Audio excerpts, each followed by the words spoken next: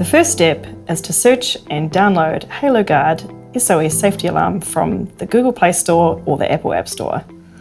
Once installed, open the HaloGuard app, make sure you allow the permissions, and tap Create Account.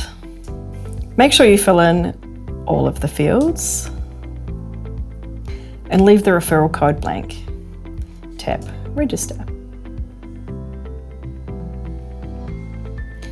Make sure you read and accept the terms and conditions.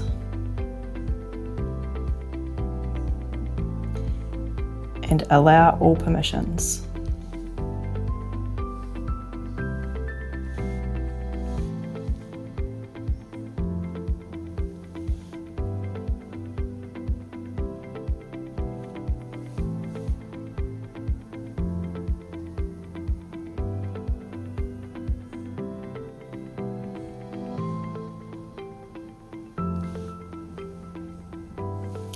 This will ensure the HaloGuard app functions as expected.